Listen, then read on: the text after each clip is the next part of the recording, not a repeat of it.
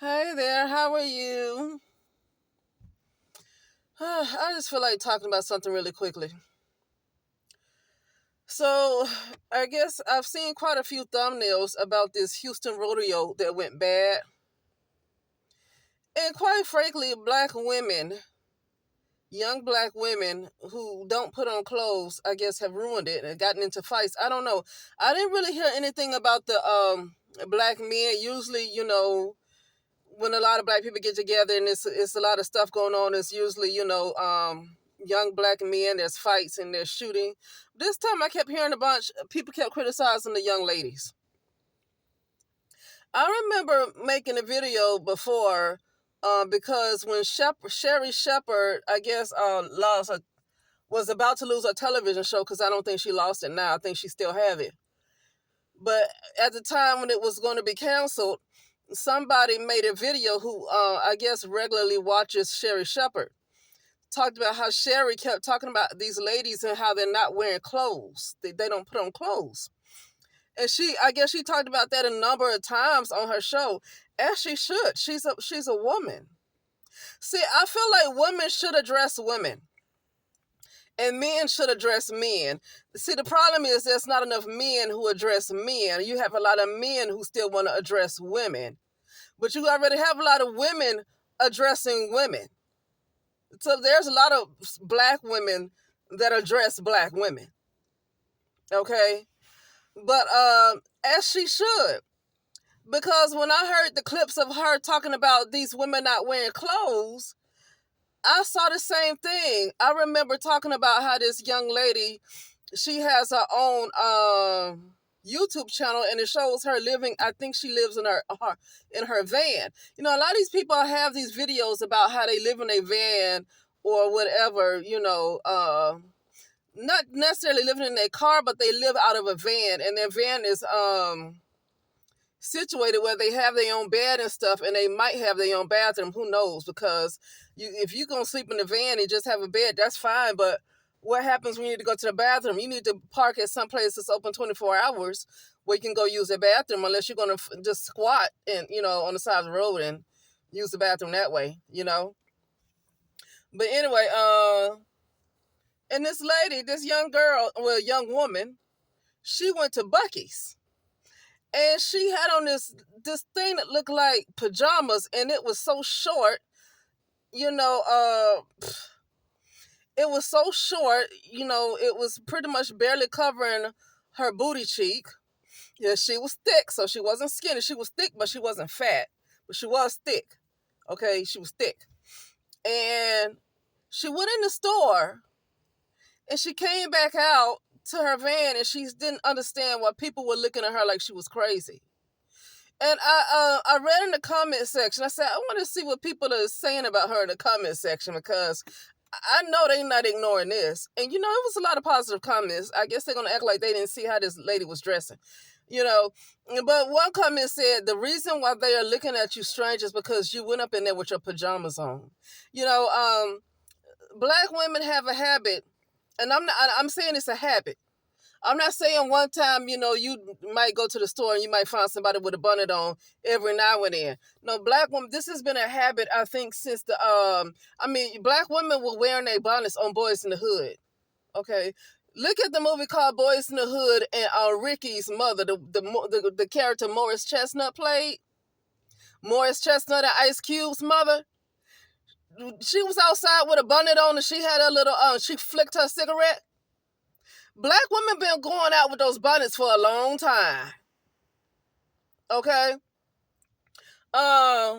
So yes, a comment said they're looking at you strange because you're walking out. You're going in there with your pajamas on. Okay. You know, So I want to talk about this Houston rodeo. Apparently, a lot of people was talking about how these young ladies were dressing.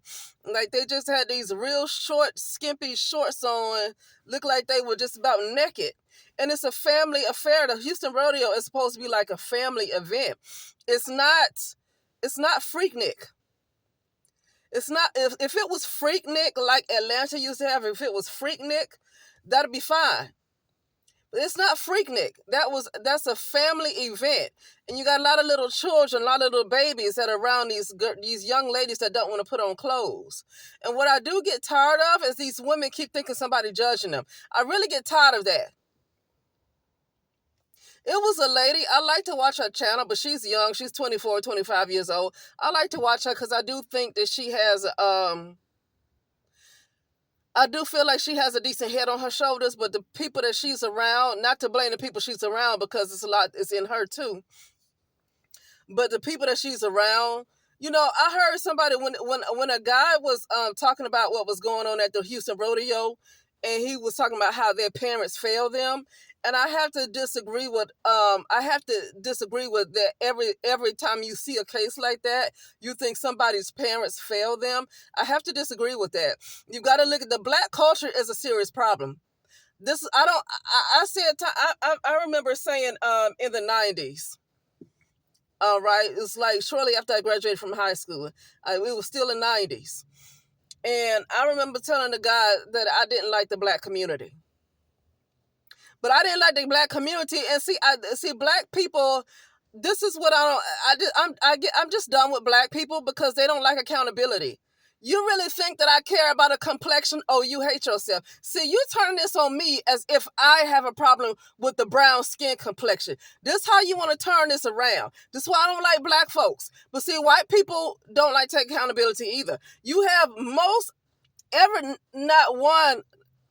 If you can tell each culture, each ethnicity, the stuff that goes on within their group, and they will not take accountability. Everybody's like that. But the issue is the black people are just a freaking problem. They are a problem to the doggone world. They are a problem. Now, I'm not going to make it seem like they're the ones that's spraying all these chemtrails in the sky. So yeah, they're a problem. Like you can't have a whole lot of them out anywhere and without some ghetto stuff going on. They're a problem in that way because you just don't want to invite them out. Like you do not. You can have a few black people, that's fine. They're not going to be a problem. They turned Ruth Chris into a ghetto. I used to want to. I've never been to Ruth Chris. I've always wanted to go to Ruth Chris because I kept hearing about Ruth Chris. But now that you got all these doggone niggas, and I do mean niggas, okay?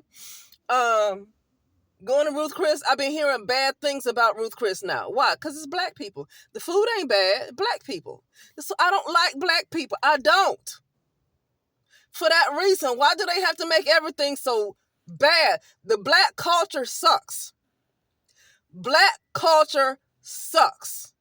The black culture now is not like the black culture from the 60s. The black culture now is not like the black culture from the 50s. If I was around that time, I would love black culture. See, this is what I'm talking about. But you have black people that hate accountability, and when you say, oh, I can't stand black folks, they think you hate yourself. That's how they want to turn this mess around because they hate accountability. I don't care for black people. I do not. I do not because I don't know what they don't see.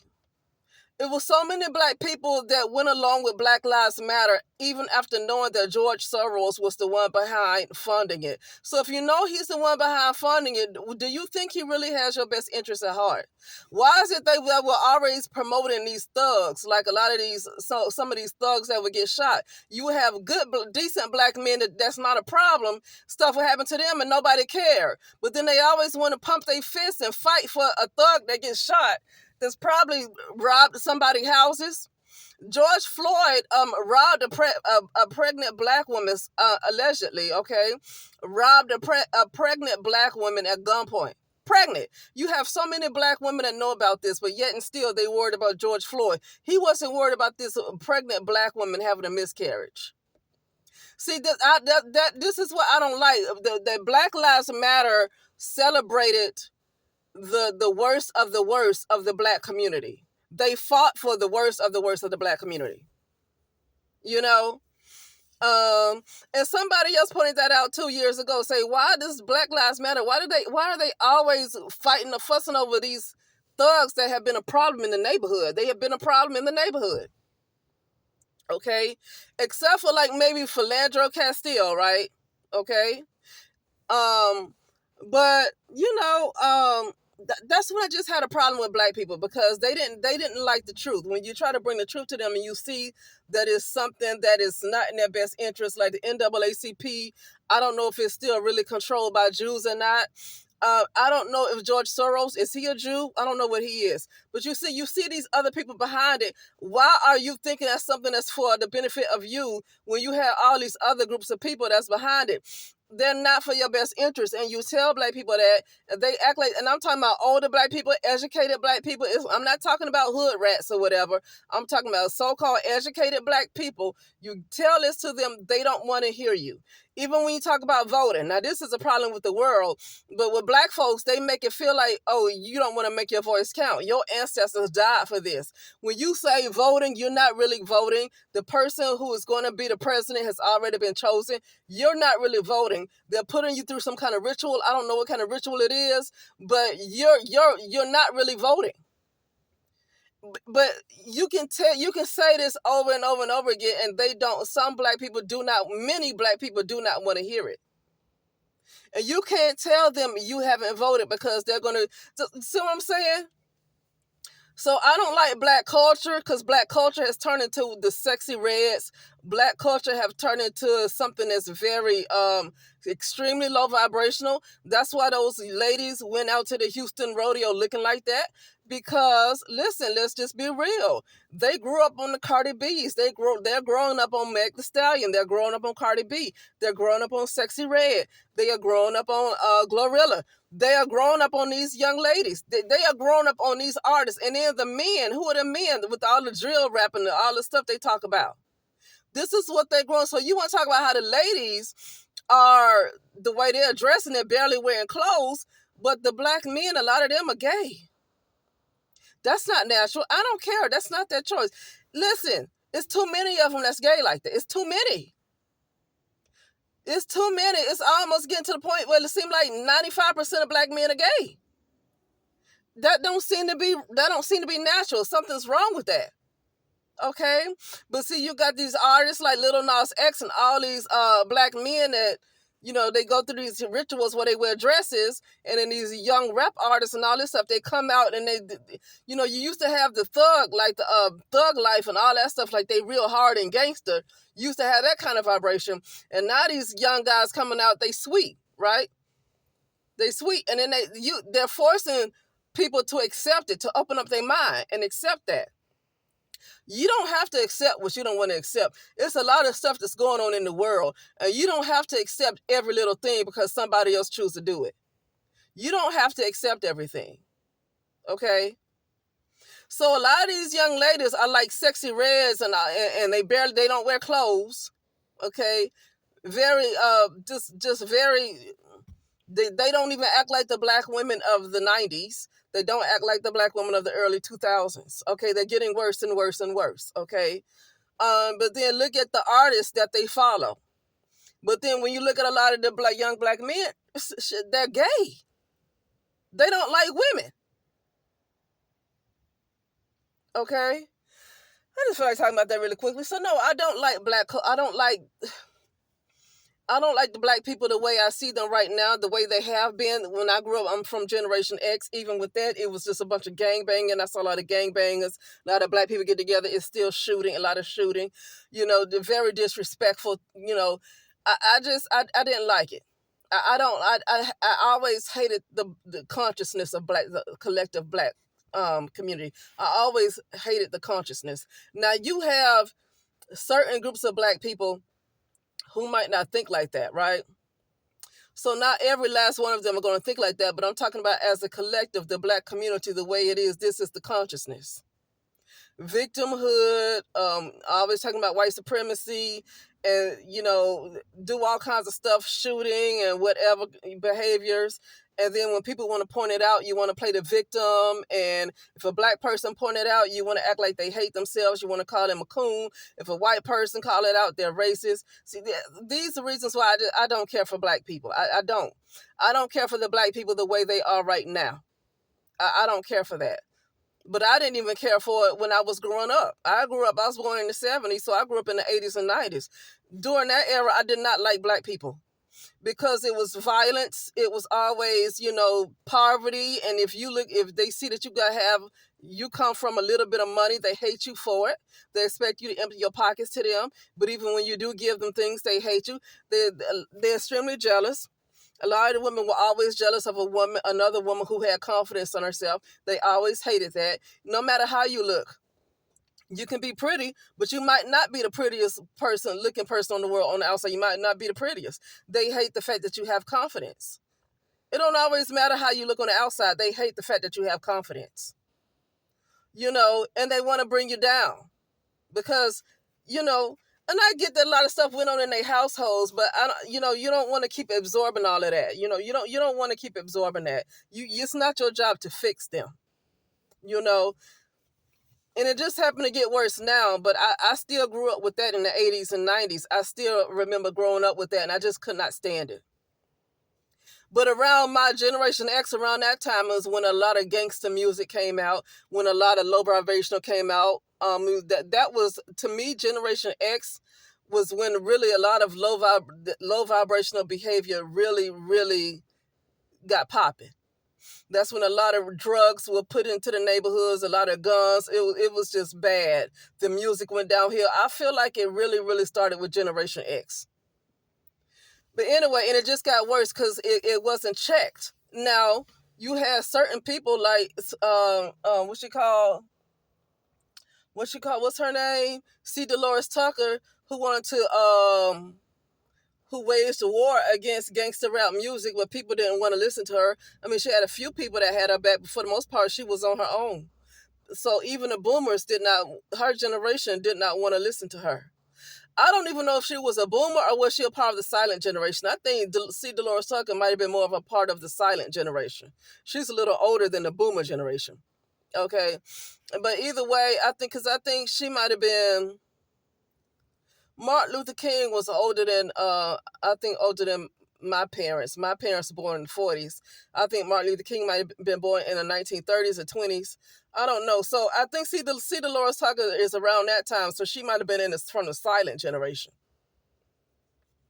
And, but she saw where all of that was going because she was going against Snoop Dogg and all of that stuff right there. That music with Dr. Dre, Snoop Dogg, when he first came out with Murder Is the Case, and what was that album he came out with? Where it was called Doggy Style. Well, on the album cover, this lady was bent over with her butt out, Doggy Style. Okay, that album that he came out with, like, I think in the early 90s or whatever. She was waging war against that, and people did not want to listen to her. And this is what you got right now. I feel like music played a big part in it, and I really can't stand when people talk about, well, I can listen to music all the time, and I never feel like killing anybody. You mean to tell me you don't see that music had a big role to play in how the black community has turned out? You don't think music had anything to do with it? So you really believe if the black community was listening to the same music that was being played in the 60s? Okay, you think these girls and these men would look like they look now if the black community, the music was the same from the 60s and the 50s? You think the black community would look like it would now? Okay, because people were doing drugs back then too, but they were doing more cocaine because crack wasn't so much available. Now you have crack, that's a whole different story. But a lot of these people ain't on crack though. See, a lot of these people are not on crack. Okay, this is culture that you see. A lot of those ladies that went up to the Huston Rodeo naked like that, a lot of them might not be on crack. So crack is not really necessarily the reason why people are acting this way. This is a culture. And I feel like the music really shaped this culture. But anyway, with that being said, I'll talk later.